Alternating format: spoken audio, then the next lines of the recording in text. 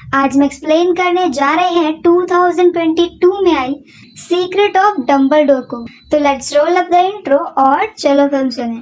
तो कहानी शुरू होती है डम्बलडोर और ग्रिंडेलवाल्ड से, जहाँ पर वो दोनों एक रेस्टोरेंट में बैठे होते हैं और यहाँ पर हमें पता चलता है कि पहले वो दोनों बहुत अच्छे दोस्त थे पर अब दोनों अलग हो गए। ग्रिंडेलवाल्ड एक बुरा इंसान बन गया और डम्बलडोर हमेशा की तरह अच्छे हैं। यहाँ पर इस पूरी बात को डम्बलडोर याद कर रहे होते हैं और इस वक्त वो हॉगवर्ट्स में होते हैं जहाँ पर वो प्रोफेसर हैं। उनके हाथों में एक रक्त शपथ नाम का ताबीज होता है। ये रक्त शपथ उनकी और ग्रिंडेलवाल्ड की होती है, जिसकी वजह से वो दोनों एक दूसरे के अगेंस्ट कभी भी नहीं जा सकते हैं। इस रक्त शपथ में दोनों का ही खून होता है और चाह कर भी डम्बलडोर इसे तोड़ नहीं पा रहे थे और यही एक रीजन था कि वो ग्रिंडेलवाल्ड को कुछ भी बुरा करने से नहीं रोक पा रहे थे। इसलिए उन्होंने उसके अगेंस्ट अपने सबसे अच्छे स्टूडेंट न्यूट को भेजा था। जो नेक्स्ट सीन में हम न्यूट को देखते हैं। न्यूट यहाँ पर एक जंगल की पहाड़ी पर जाता है जहाँ पर एक चिलिंग की माँ अपने 2 बेटों को जन्म देती है। न्यूट वहाँ पर बच्चे को उठा ही रहा होता है कि तभी वहाँ पर क्रीडिस आ जाता है। क्रीडिस पहले तो एक अनाथ होता है पर बाद में उसे पता चलता है कि वो भी एक डम्बलडोर है, लेकिन डम्बलडोर फैमिली ने उसे छोड़ दिया और इस वजह से वो ग्रिंडेलवाल्ड से मिल गया और अब वो बहुत बुरा बन चुका है। यहाँ पर वो चिलिंग के बच्चे को ले जाता है पर वो ये देखना भूल जाता है कि वहाँ पर 2 बच्चे हैं और इस तरह से एक बच्चा मिल जाता है क्रीडिस को और दूसरा बच्चा अभी भी न्यूट के पास में होता है। न्यूट उसे अपने सूटकेस में रख लेता है और उसका सूटकेस अंदर से बहुत बड़ा होता है जिसमें बहुत सारे दूसरे अमेजिंग से क्रिएचर रहते हैं। अब क्रीडिस यहाँ पर इस चिलिंग को ले जाकर के दे देता है ग्रिंडेलवाल्ड को और ग्रिंडेलवाल्ड उसे जान से मार देता है। अब नेक्स्ट सीन में हम यहाँ पर न्यूट को देखते हैं जो कि अपने भाई थीसियस के साथ डम्बलडोर से मिलने जाता है। डम्बलडोर उसे रक्त शपथ के बारे में बताते हैं, साथ में ये भी बताते हैं कि रक्त शपथ को तोड़ा नहीं जा सकता है, मतलब वो खुद तो ऐसा नहीं कर सकते। इसीलिए वो चाहते हैं कि न्यूट और थीसियस साथ में मिलकर के ग्रिंडेलवाल्ड को हरा दें। थीसियस भी इसके लिए मान जाता है और नेक्स्ट सीन में हम जैकब को देखते हैं। जैकब एक मगलू होता है और वो न्यूट का दोस्त था, पर यहाँ पर अब वो अकेले रहता है और एक रेस्टोरेंट को चलाता है, पर उसका रेस्टोरेंट भी कुछ खास नहीं चलता है। यहाँ उससे बात करने के लिए प्रोफेसर हिक्स आती है जो कि उसे जबरदस्ती अपने साथ लेकर के जाती है। अब यहाँ पर सीन शिफ्ट होता है एक ट्रेन में जहाँ पर अब न्यूट की सारी टीम खड़ी होती है। उसकी टीम में होता है उसका भाई थीसियस, उसका दोस्त जैकब, उसकी फ्रेंड प्रोफेसर हिक्स, उसकी असिस्टेंट बंटी और यूसुफ कामा। ये भी ग्रिंडेलवाल्ड के अगेंस्ट होता है क्योंकि ग्रिंडेलवाल्ड ने उसकी बहन को मार दिया होता है।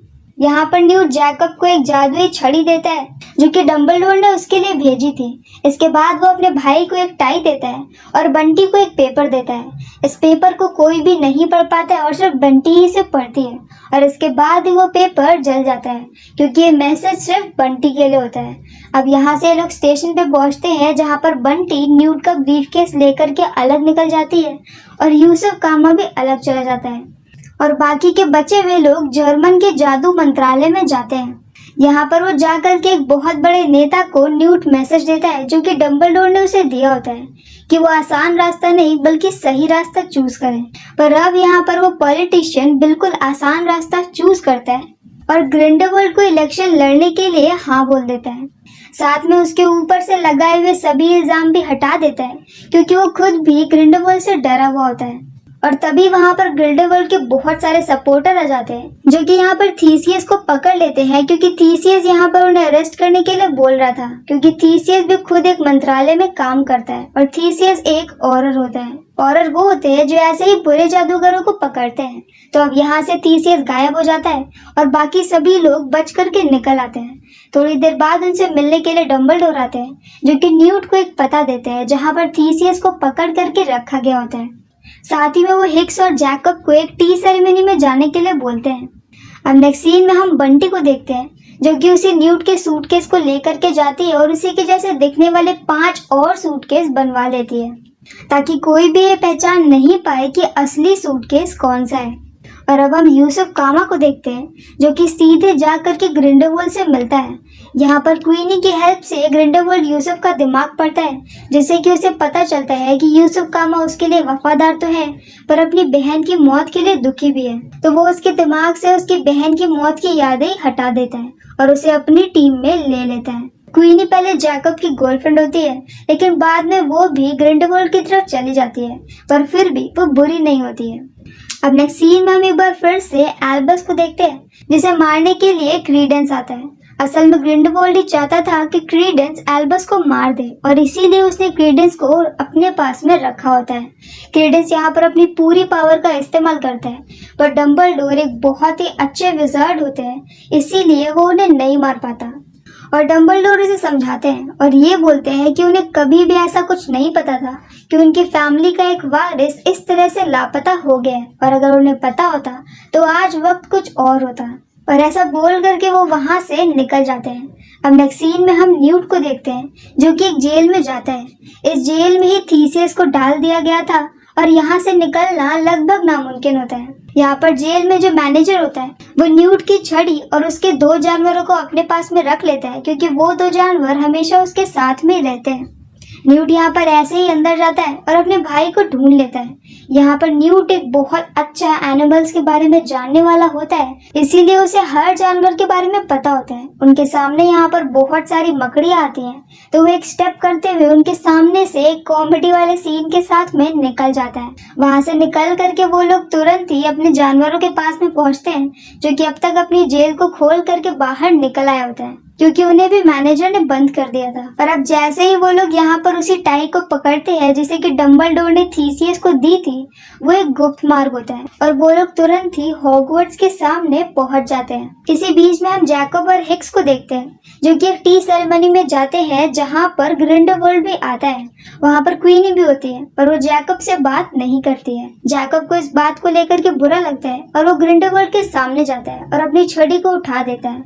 सबको लगता है कि कहीं वो ग्रिंडेलवाल्ड को मार न दे, इस वजह से लोग उसे खूनी मारने लगते हैं। और अब यहाँ पर हिक्स को ही उसे बचाना पड़ता है और वो लोग जैसे तैसे वहाँ से भाग जाते हैं। वहाँ से भाग करके वो लोग भी हॉगवर्ट्स में पहुँचते हैं, जहाँ पर तब तक न्यूट और थीसियस भी पहुँच चुके होते हैं। अब ये सभी लोग डंबलडोर के भाई एबरफोर्थ की शॉप पे जा करके बैठते हैं, जहाँ पर अब हमें बातों ही बातों में ये पता चलता है कि क्रीडेंस एबरफोर्थ का बेटा है। और ये बात एबरफोर्थ को नहीं पता थी और ना ही उसने कभी भी अपनी फैमिली में किसी को भी बताया।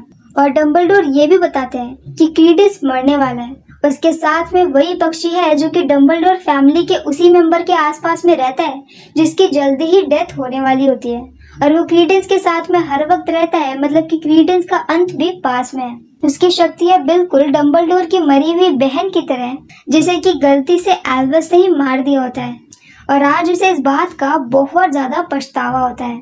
अब यहाँ पर डंबलडोर उन्हें एक टेम्पल को दिखाते हुए ये बताते हैं कि इसी टेम्पल में इलेक्शन का रिजल्ट अनाउंस किया जाएगा और ये रिजल्ट लिया जाएगा एक चिलिंग के द्वारा। चिलिंग कई सालों में जन्मा हुआ एक ऐसा जानवर होता है जो कि सामने वाले को देखकर ही ये बता सकता है कि उसके अंदर बुराई है या फिर अच्छाई है, और वो सिर्फ अच्छे और निस्वार्थ लोगों के सामने ही झुकता है। तो चिलिंग यहाँ पर तीनों दावेदारों में से जिसके भी सामने झुक जाएगा वही पूरे जादुई दुनिया का नया किंग बन जाएगा। और क्योंकि उन्हें पता है कि ग्रिंडेलवाल्ड के पास एक चिलिंग है जिसके ऊपर जरूर उसने कोई ना कोई जादू कर करके रखा होगा, तो अब उन्हें कैसे भी करके दूसरे वाले चिलिंग को उस समारोह में पहुंचाना है जहां पर ये पूरा चुनाव किया जाएगा, क्योंकि एक असली जिंदा चिलिंग ही बता सकता है कि सच में दिल से साफ कौन है। वो लोग जरूरती कमरे में जाते हैं जहाँ पर एक बहुत बड़ा पोर्टल बना होता है, और यहाँ पर वो सभी लोग एक एक ब्रीफकेस ले लेते हैं। बंटी ये सारे ब्रीफकेस को लेकर के आ चुकी होती है, और कौन सा ब्रीफकेस न्यूट का असली ब्रीफकेस है और किसके अंदर चिलेंगे ये बात किसी को भी पता नहीं होती है।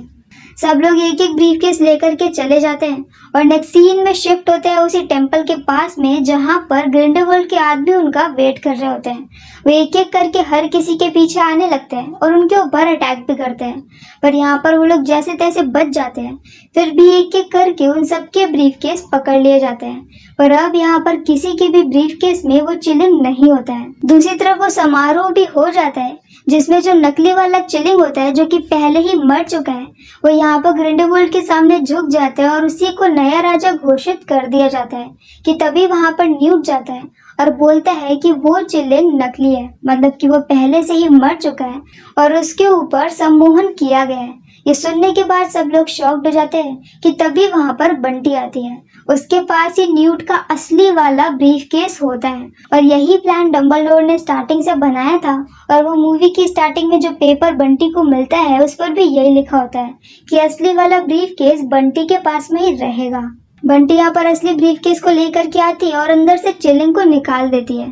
पहले तो ग्रिंडेलवाल्ड मना करता है, पर इस पूरे इलेक्शन को जादुई दुनिया का हर जादूगर देख रहा होता है, तो वो यहाँ पर ज्यादा कुछ नहीं कर पाता है और फाइनली एक जिंदा चिलिंग डंबलडोर के सामने झुक जाता है। डंबलडोर बोलते हैं कि यहाँ पर कोई और भी होगा जो उसी की तरह काबिल होगा।